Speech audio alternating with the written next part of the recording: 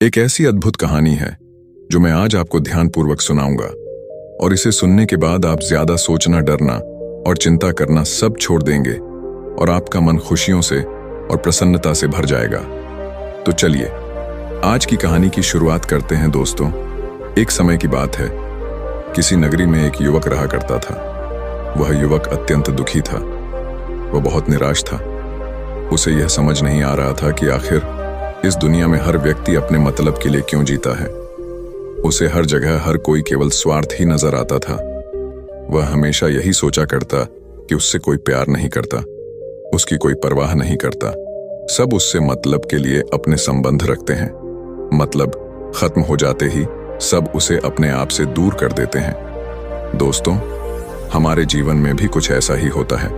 हम भी हमेशा किसी ना किसी का साथ ढूंढते ही रहते हैं और जब हमें किसी का साथ नहीं मिल पाता तो हम अपने आप को अकेला महसूस करते हैं, कमजोर महसूस करते हैं। हमें लगता है कि इस दुनिया में हमारे जैसे कोई है ही नहीं। हमें कोई प्यार नहीं करता, हमारी कोई परवाह नहीं करता। लेकिन हम यह भूल जाते हैं कि अंत में तो हर किसी को अकेले ही जाना है। वह व्यक्ति अपने इस अकेलेपन से बहुत परेशान हो चुका था, जिस कारण एक दिन उसने अपना घर छोड़ दिया और एक रास्ते पर निकल पड़ा। उसके मन में कई सारे विचार थे। उन विचारों में मग्न होकर वह उस रास्ते पर आगे की ओर बढ़ता ही जा रहा था। तभी उसे रास्ते में एक आश्रम दिखाई पड़ा। वह उस आश्रम की ओर आगे बढ़ा। तभी उसने देखा कि एक गुरु अपने शिष्यों को ध्यान करना सिखा रहे हैं और उन्हीं शिष्यों में से एक शिष्य ने अपने गुरु से कहा है, गुरु, आखिर यह ध्यान क्या है और इस ध्यान को करने से हमें क्या लाभ। तभी वह गुरु अपने उस शिष्य के इस सवाल का जवाब देते हुए कहते हैं, पुत्र, ध्यान ही सच और ध्यान हमें अकेला कर देता है। हम जितने ज्यादा अकेले होते जाते हैं उतना ही हम ध्यान में उतरते चले जाते हैं और यही अकेलापन तुम्हें सत्य के मार्ग पर ले जाता है, तुम्हें सत्य की प्राप्ति करवाता है।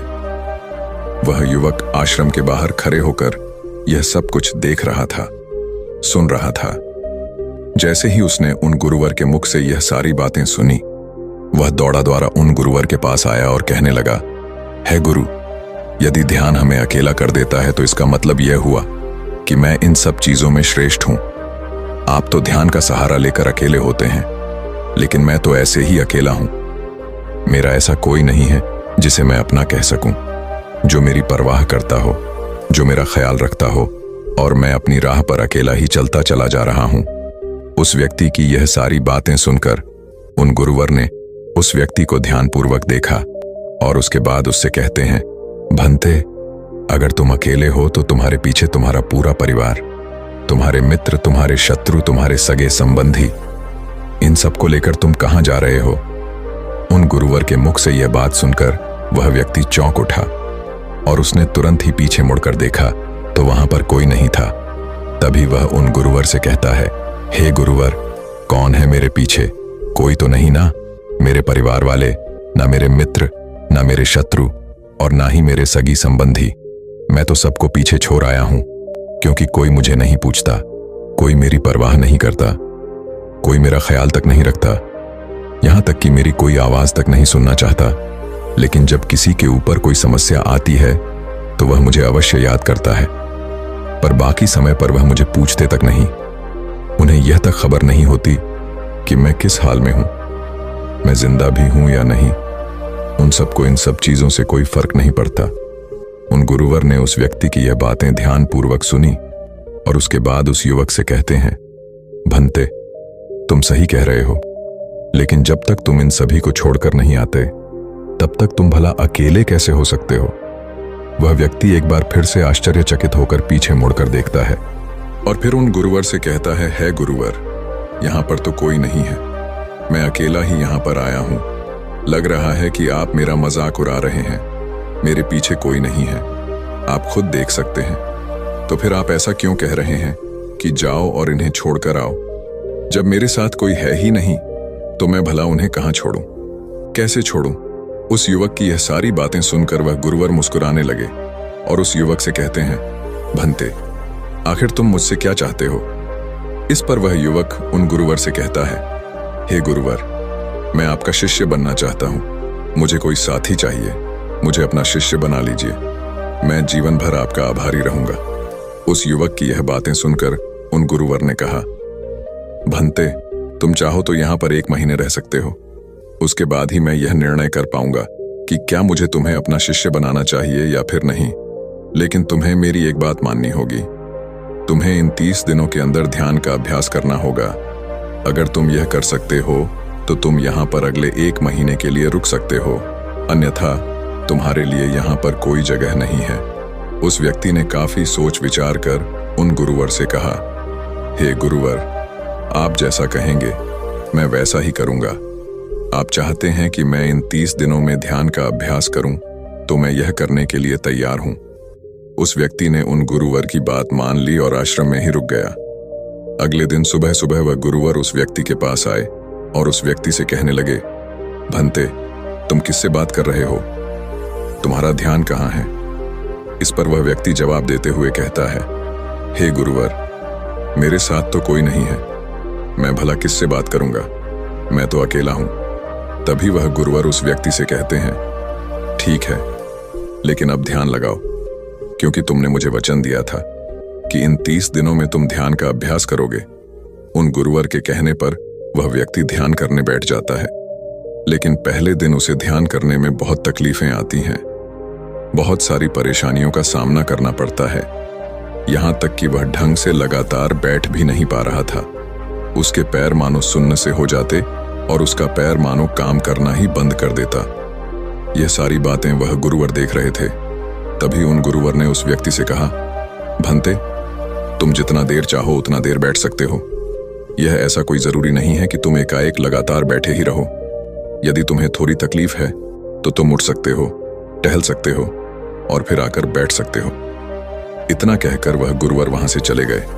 अगले दिन सुबह सुबह फिर वह उस व्यक्ति के पास आए और उस व्यक्ति से कहने लगे, भंते कौन है?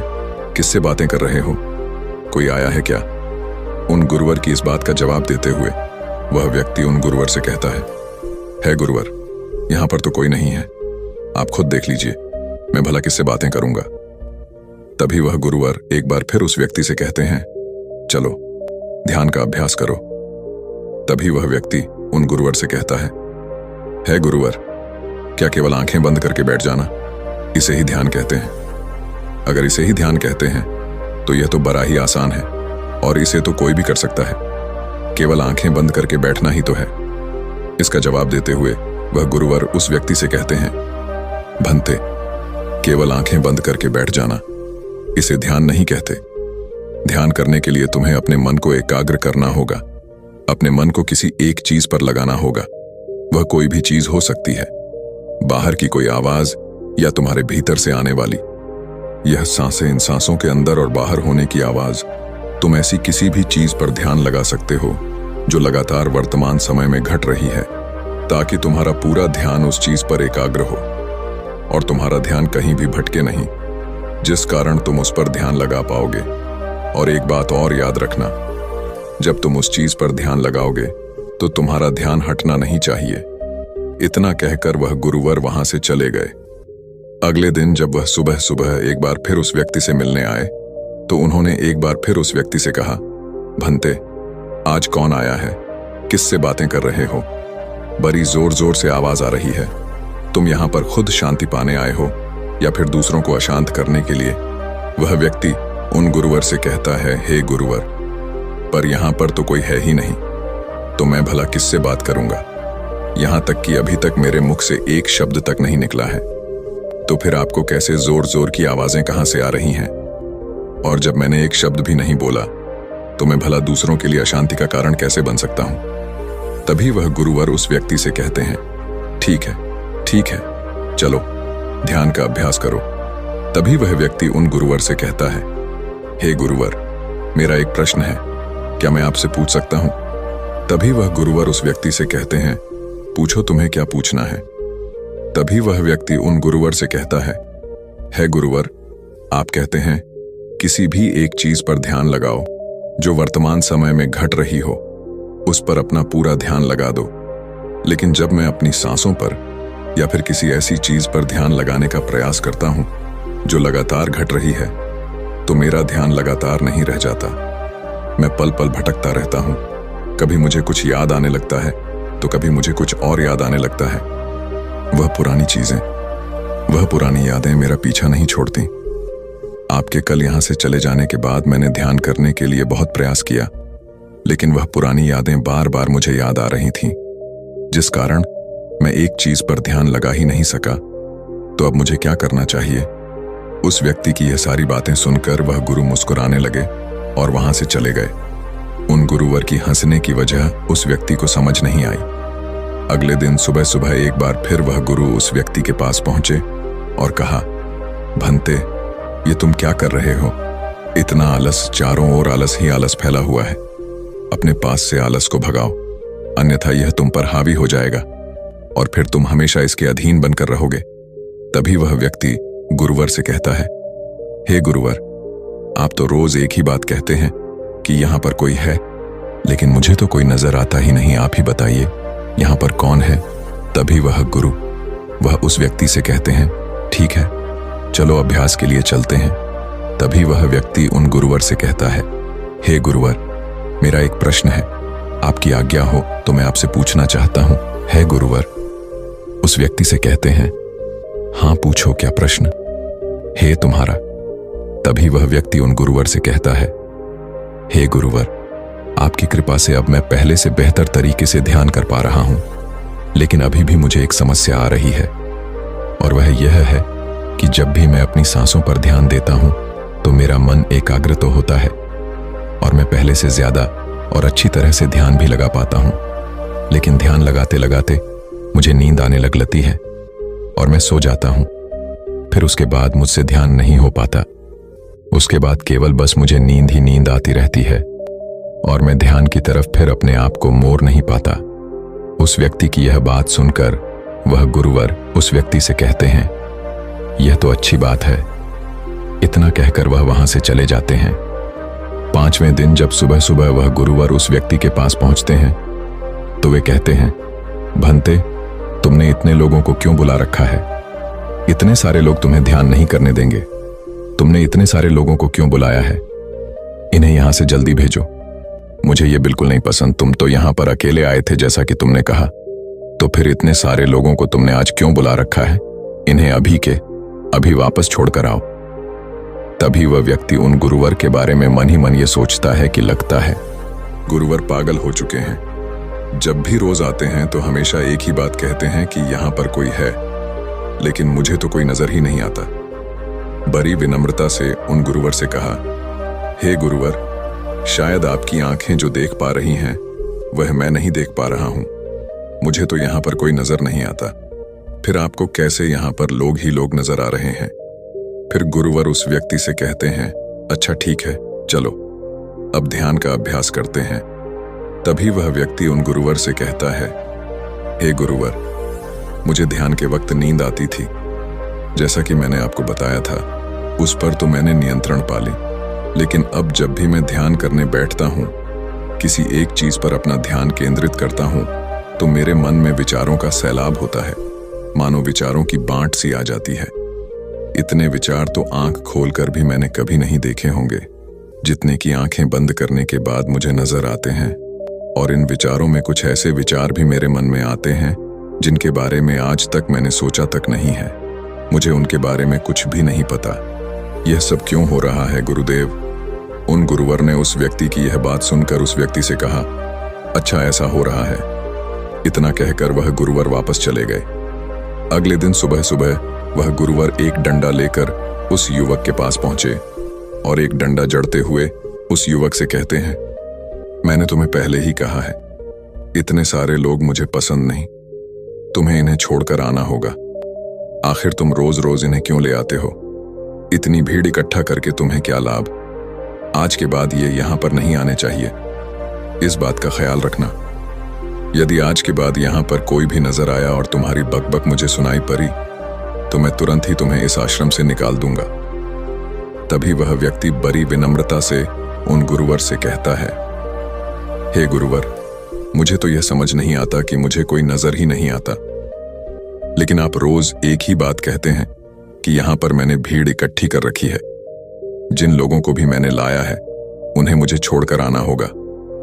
लेकिन मैं आपसे हर रोज एक ही बात कहता हूं कि मुझे कोई नहीं नजर आता, ना ही मुझे कोई यहां पर दिखाई पड़ता है और ना ही मैं अपने मुख से एक शब्द भी निकालता हूं।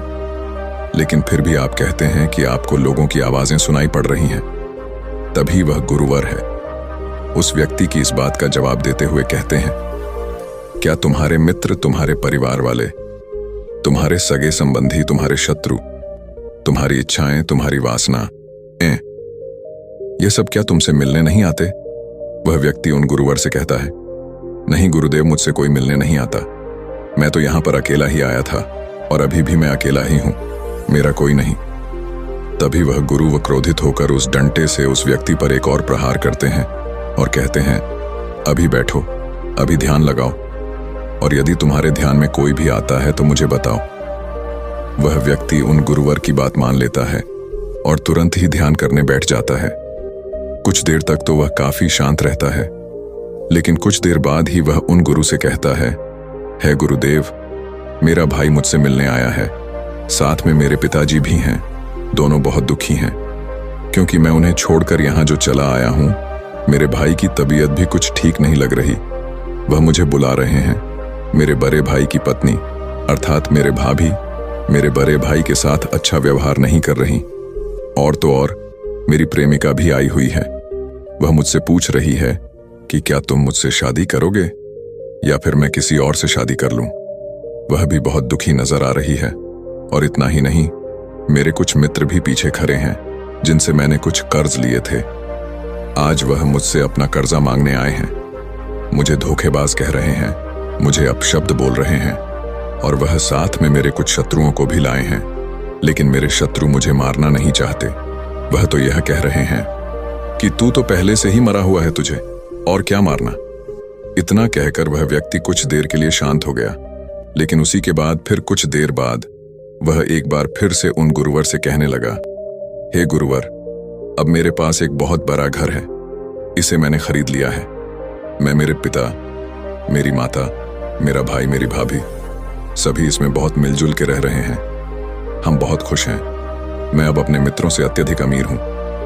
मेरे पास बेशुमार धन दौलत है, और तो और मैंने अपनी प्रेमिका से शादी भी कर ली है और इसका जश्न बना रहे हैं। इतना कहकर वह व्यक्ति एक बार फिर शांत हो गया और फिर कुछ देर बाद और फिर एक बार उन गुरुवर से कहता है, हे गुरुवर, मुझे कोई मारने का प्रयास कर रहा है। लगातार वह मुझ पर प्रहार कर रहा है। मैं उसका चेहरा देखने का प्रयास कर रहा हूं, लेकिन मुझे उसका चेहरा नजर नहीं आ रहा। इतना कहते कहते वह उन गुरुवर से कहता है, गुरुदेव, यह तो आप हैं जो मुझे मार रहे हैं और यह भी कह रहे हैं कि इतनी भीड़ को लेकर क्यों आए हो और इन्हें लेकर कहां जा रहे हो। मेरे साथ तुम्हें अकेले ही चलना होगा। इतना कहकर वह व्यक्ति ध्यान से उठ गया और गुरु के चरणों में गिर पड़ा और उनसे कहने लगा, हे गुरुदेव, आप सही थे। आप जो हमेशा कहते थे कि इस भीड़ को लेकर मैं कहां जा रहा हूं, आप हमेशा यही कहते थे कि इन सबको छोड़कर आओ, लेकिन मुझे कोई नजर नहीं आता था। लेकिन आज मैंने उन सबको देख लिया जिन्हें मैं अपने साथ लेकर आया था, जिन्हें मैं अपने साथ लेकर घूम रहा था। हर कोई मेरे साथ ही है, मेरे पास है। लेकिन मैं ये सोच रहा था कि आखिर मैं इतना बेचैन क्यों हूं और मेरी बेचैनी की वजह क्या है। उस व्यक्ति की यह सारी बातें उन गुरुवर ने ध्यानपूर्वक सुनी और उसके बाद वह वहां से चुपचाप उठकर चले गए। उसके बाद से वह गुरुवर उसके पास कभी नहीं आए। लेकिन वह व्यक्ति हर रोज ध्यान का अभ्यास कर रहा था और पूरे 1 महीने बाद जब वह उन गुरुवर के पास पहुंचा तो उन गुरुवर से कहने लगा, हे गुरुवर, जैसा कि आप कहते थे कि मैं हमेशा अपनी भीड़ को अपने साथ लेकर घूमता हूं, तो आज मैंने उस भीड़ को विदा कर दिया है और अब मैं बिल्कुल अकेला हूं। मेरे साथ कोई नहीं, मेरे साथ आप भी नहीं है, यहां तक कि मैं खुद अपने साथ नहीं हूं। मैं एक परम शांति महसूस कर रहा हूं। अब मुझे ऐसा प्रतीत होता है कि अब मेरे जीवन में कोई समस्या नहीं है, कोई समाधान नहीं है। मैं बहुत हल्का महसूस कर रहा हूं, मैं बहुत अच्छा महसूस कर रहा हूं, और इस शांति में जो आनंद है इसका क्या कहना। तभी वह गुरुवर उस व्यक्ति से कहते हैं, भंते, अगर तुम चाहो तो इस अकेलेपन को लेकर तुम अपनी दुनिया में वापस जा सकते हो। अब व्याधि तुम उस संसार में वापस भी लौट जाओ। भले ही लोग तुम्हारे आसपास क्यों ना रहे, भले ही पूरी भीड़ तुम्हारे साथ क्यों ना रहे, लेकिन फिर भी तुम अकेले ही रहोगे।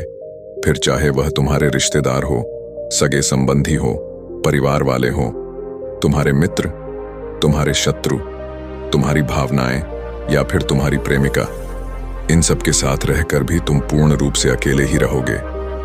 और इतना ही नहीं, तुम्हारे जीवन में जब भी कोई बुरी परिस्थितियां आएंगी तब भी तुम बिल्कुल अकेले और शांत रहोगे, और तुम हर परिस्थितियों का समाधान निकालने में भी अब पूरी तरह सक्षम हो चुके हो। और यदि अब तुम चाहो तो मैं तुम्हें अपना शिष्य बना सकता हूं, क्योंकि हो सकता है तुम्हें यह लग रहा हो कि यह 30 दिन तो पूरे खत्म हो चुके, लेकिन ध्यान का मार्ग अभी शुरू हुआ है। और याद रहे कि अभी तो बहुत कुछ सीखना है, जानना है, लेकिन कुछ रखना नहीं है। यह मार्ग अभी शुरू हो रहा है, और यह मार्ग अति लंबा है, और इस मार्ग की शुरुआत शांति से ही होती है। तभी वह व्यक्ति उन गुरुवर को प्रणाम करता है और उनसे कहता है, हे गुरुवर, मैं अपने घर वापस लौटना चाहता हूं, अपने उस संसार में वापस जाना चाहता हूं, ताकि मैं अपनी जिम्मेदारियों को निभा सकूं और साथ ही साथ इस मार्ग पर भी आगे बढ़ सकूं, यदि आपकी आज्ञा हो। इतना कहकर वह व्यक्ति शांत हो गया। तभी वह गुरु मुस्कुराने लगे और उस व्यक्ति से कहते हैं, भंते, मन शांत हो तो सब हो सकता है। तुम संसार में रहकर भी अकेले रह सकते हो, लेकिन एक बात याद रखना कि हमें सीखना बहुत कुछ है, जानना बहुत कुछ है, लेकिन रखना कुछ भी नहीं। अब तुम जा सकते हो, तुम्हारा कल्याण हो। तो दर्शकों, चलिए अब ज्यादा सोचने के ऊपर अगली कहानी की शुरुआत करते हैं। संपूर्ण मानवजात एक दौड़ में लगी हुई है, एक ऐसी दौड़ जो कभी पूरी नहीं होती, जो उसके जन्म के साथ शुरू होती है और मरने तक उसका पीछा नहीं छोड़ती। लेकिन क्या कभी आपने ध्यान दिया है कि यह दौड़ किस चीज की है? जरा ठहर कर खुद से पूछिए कि आप किसके पीछे दौड़ रहे हैं, और वास्तव में क्या यह दौड़ कभी पूरी हो सकती है? जिन भौतिक सुख सुविधाओं को इकट्ठे करने में इंसान लगा रहता है, क्या वास्तव में वह भौतिक सुख सुविधाएं उसे शांति या फिर आनंद प्रदान कर सकती है? सिकंदर ने मरने से पहले अपने सभी मंत्रियों को कहा था कि जब मेरी अर्थी उठाई जाए तो मेरा शरीर ढका हुआ नहीं होना चाहिए, मेरी हथेलियां खुली होनी चाहिए, ताकि सारी दुनिया यह देख सके कि जो सिकंदर पूरी दुनिया को जीत सकता था, वह भी अपने साथ कुछ नहीं ले जा सका। उसके हाथ खाली के खाली रह गए। लेकिन जीवन की बागडोर ऐसी होती है कि उसे कभी ठहरने का वक्त ही नहीं मिलता। कभी वह सोच विचार ही नहीं करता कि जीवन का सबसे बड़ा सुख क्या है, और इसके विपरीत जीवन का सबसे बड़ा दुख क्या है। सुख सुविधाएं तो बहुत लोग इकट्ठा कर लेते हैं, लेकिन सही मायने में उसका भोग कितने लोग कर पाते हैं? वही भौतिक वस्तुएं जो उसने अपने आनंद, अपनी शांति के लिए संग्रहित की थीं, वही सुख सुविधाएं उसके दुख का कारण बन जाती हैं। जब पैसा नहीं कमाया था तो पैसा न होने का दुख था, और जब पैसा कमा लिया तो वही पैसा उसके बच्चों के लिए या उसके लिए झगड़े का कारण बन जाता है। तो फिर कैसे सुख सुविधाएं, किन चीजों के पीछे आप भाग रहे हो? आज की जो कहानी मैं आप लोगों को सुनाने वाला हूं, उसमें आपको जीवन का सबसे बड़ा दुख और सबसे बड़ा सुख पता चलेगा। इससे पहले कि आप इस कहानी में खो जाएं, इस चैनल को सब्सक्राइब जरूर कर लें।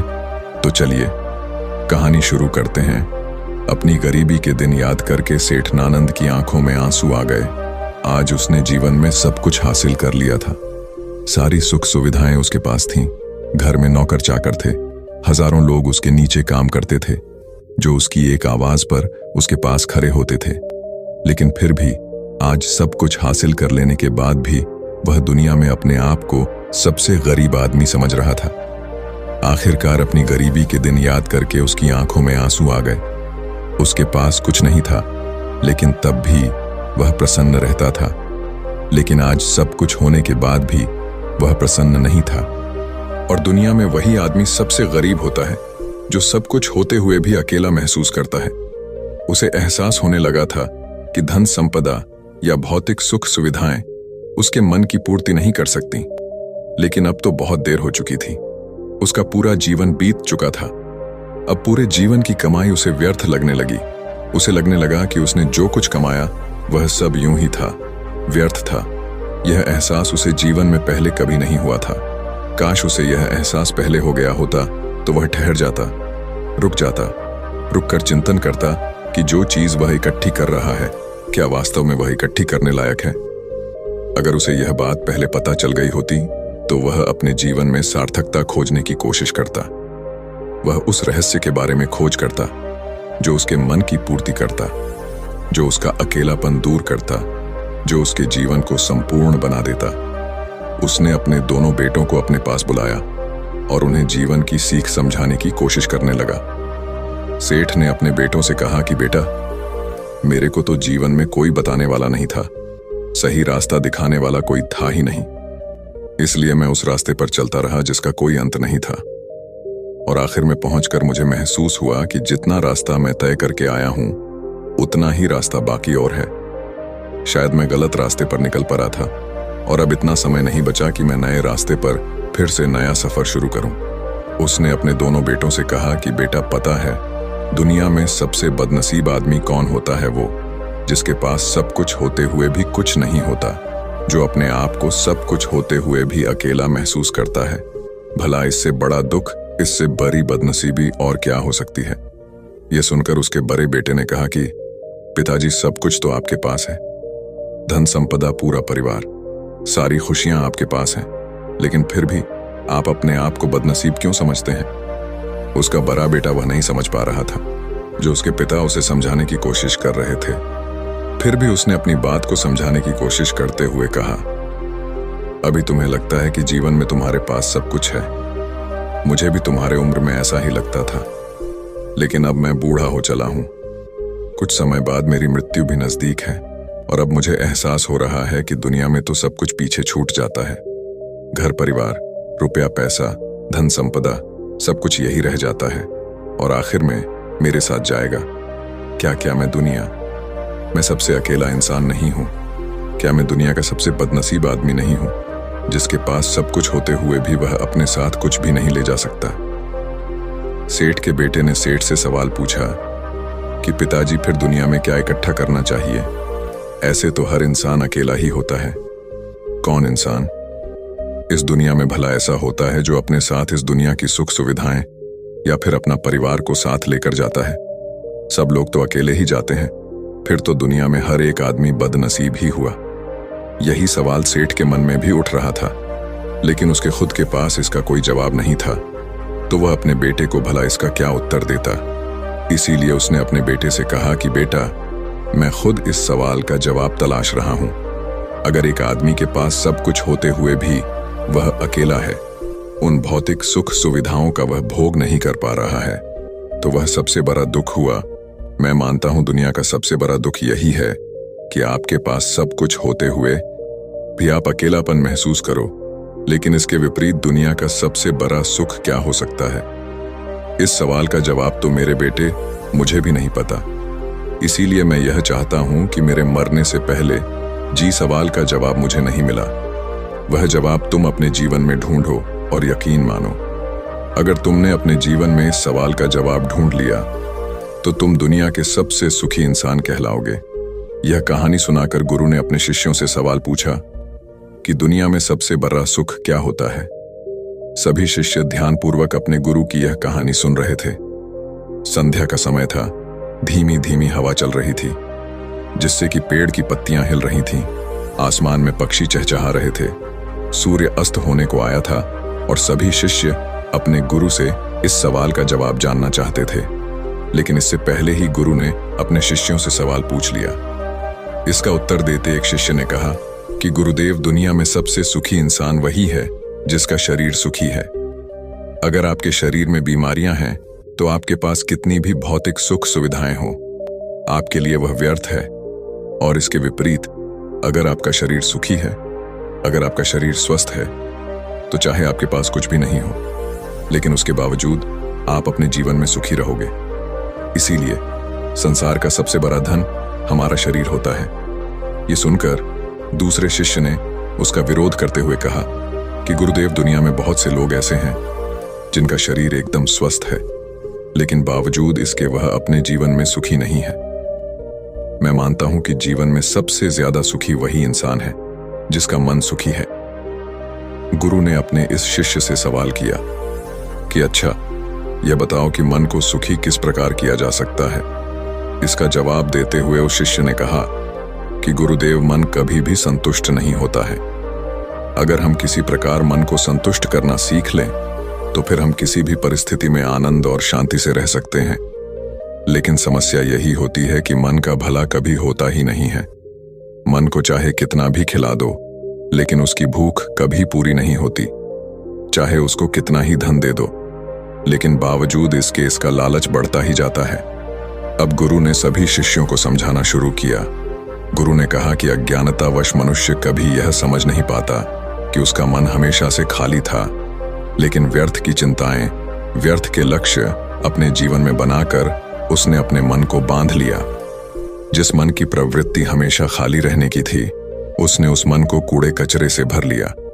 इसीलिए वह मन जो बचपन में हमेशा खाली रहता था, हर चीज में, हर खेल में आनंद ढूंढ लेता था, अकेले में भी आनंद पूर्वक, शांति पूर्वक रहता था, अब वही मन सब कुछ मिल जाने के बाद भी हमेशा दुखी रहता है।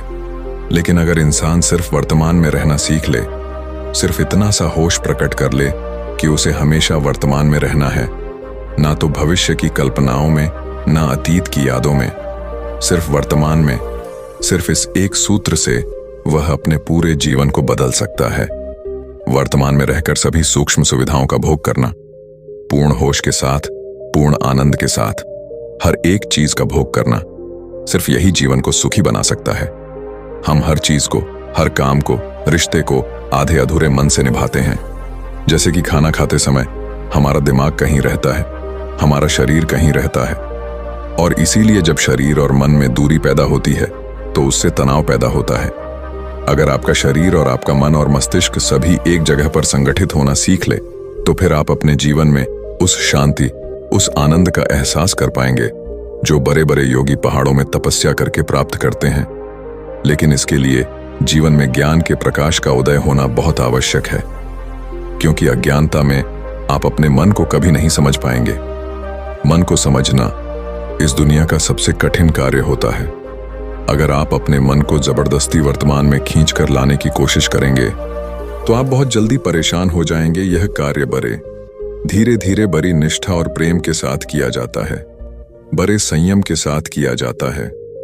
अगर आप इसको जबरदस्ती करने की कोशिश करेंगे तो आप तनाव में आ जाएंगे, आप बहुत जल्दी हार मान लेंगे। इसीलिए कदम कदम पर आगे बढ़ा जाए, तब मंजिल सामने ही है। और यह कहकर गुरु ने सभी शिष्यों से कहा कि अब हम ध्यान करेंगे। ध्यान करने से मनुष्य का मन, उसका मस्तिष्क वर्तमान में स्थापित होना सीख जाता है। धीरे धीरे प्रतिदिन ध्यान का अभ्यास करने से वह उस आनंद और शांति का अनुभव कर पाता है जो सांसारिक वस्तुओं में कहीं नहीं मिलता, जो किसी भौतिक सुख सुविधा में नहीं मिलता। और इसके बाद सभी शिष्य अपने गुरु के साथ ध्यान में लीन हो गए। तो दोस्तों, उम्मीद है इस वीडियो से आपको काफी कुछ सीखने को मिला होगा। और अगर कुछ सीखने को मिला हो तो हमारे इस वीडियो को लाइक, शेयर और बुद्धा इंस्पायर्ड 2.0 चैनल को सब्सक्राइब जरूर कर लीजिएगा, और साथ ही कमेंट में नमो बुद्धाय जरूर लिखिए। धन्यवाद।